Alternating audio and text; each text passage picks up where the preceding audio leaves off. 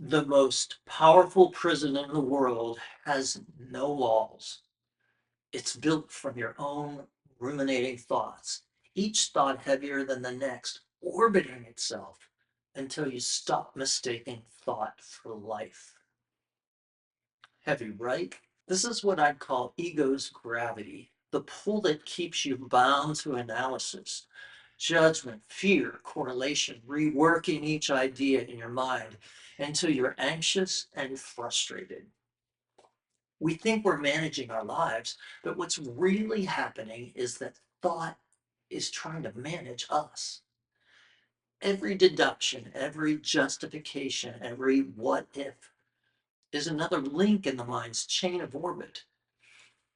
The ego tried to protect you by controlling the narrative, by trying to define reality instead of allowing you to experience it, live it, feel it intensely.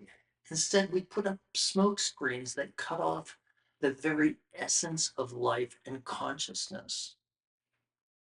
In my work in my hypnosis office and with the book Zeroing Out, I've learned that the first step to freedom is recognizing that this gravity exists in the brain. The moment you start to sense the heaviness of thought in your body, the tight jaw, the shallow breath, the clenched gut, you're already begun awakening. You're feeling the density of the ego's heavy vibration.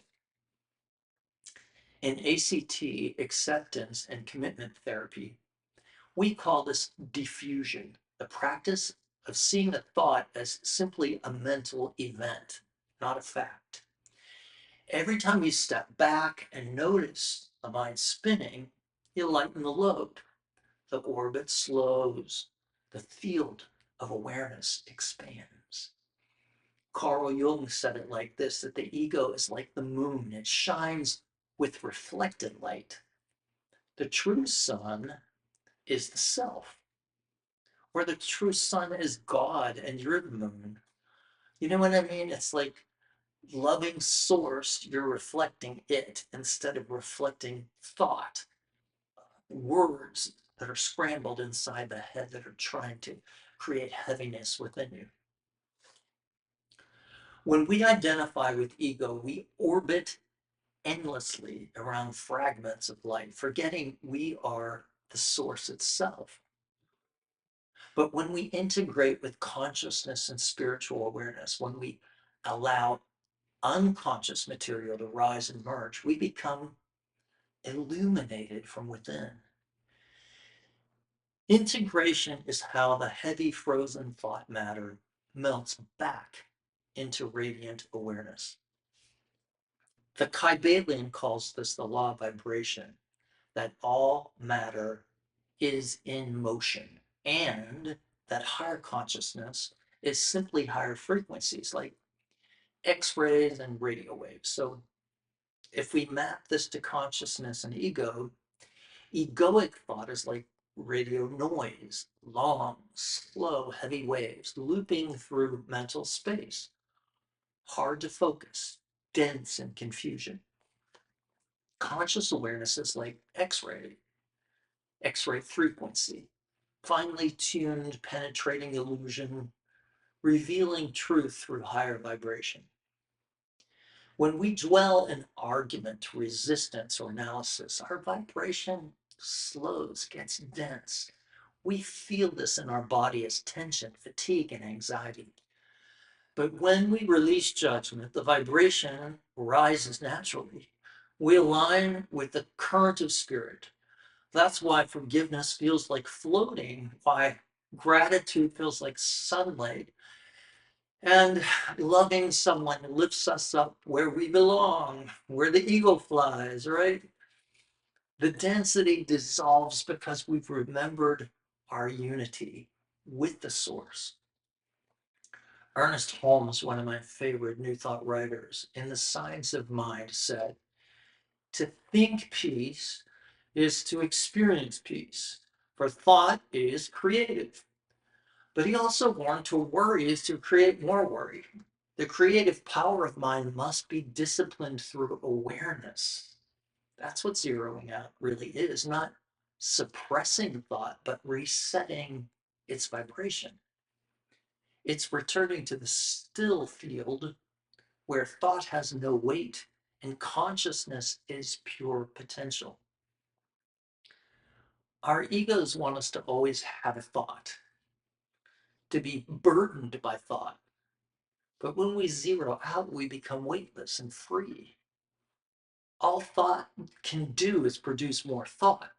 In some ways, like work, doing an operation on the operating table in a hospital, you need to think. That's absolutely okay. But when you're at home trying to sleep, thought can become really heavy. And the heavier the thought is, the more you can't sleep, the more anxious you become.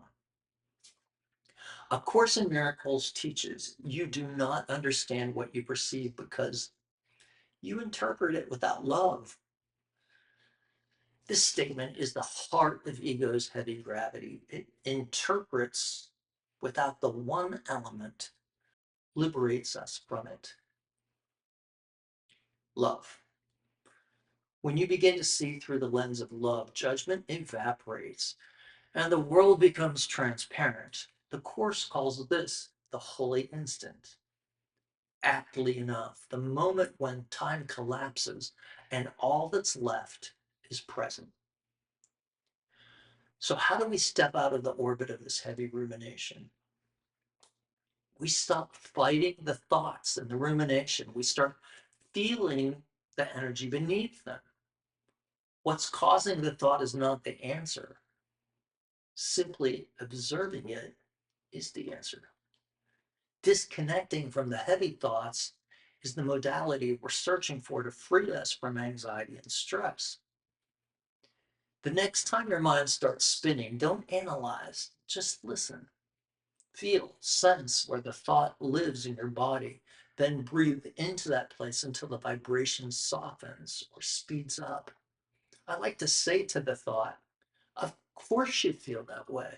Look what's happened to you just now, or look what's happened to you in your childhood, or look what just happened in your life.